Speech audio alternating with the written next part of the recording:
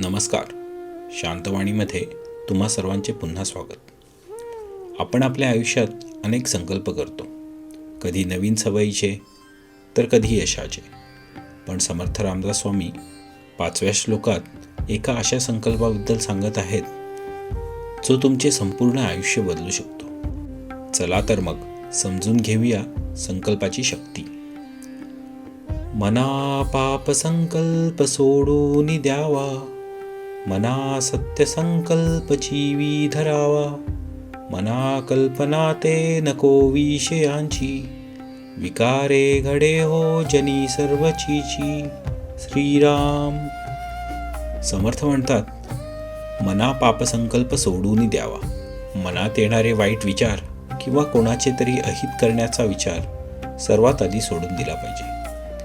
त्याऐवजी सत्य संकल्प म्हणजे असा संकल्प जो सत्यावर आधारित आहे, जो जनकल्याणाचा आहे आणि जो आपल्याला प्रगतीकडे नेणारा आहे, तो मनाशी घट्ट बाळगावा.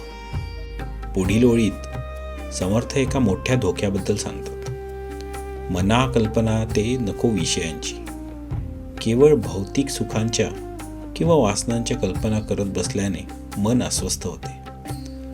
समर्थ कडक शब्दात सांगतात की जेव्हा मनावर विकार म्हणजे काम, क्रोध, लोभ ताबा मिळवतात, तेव्हा समाजात आपली निंदा होते. विकार माणसाची प्रतिष्ठा नष्ट करते. तर मित्रांनो, आज स्वतःला विचारून पहा, तुमचा संकल्प सत्याचा आहे की स्वार्थाचा? तुमच्या विचारांमुळे तुम्हाला समाजात सन्मान मिळतो की निंदा? हा विचार आवडला असेल तर नक्की शेअर करा. जय जय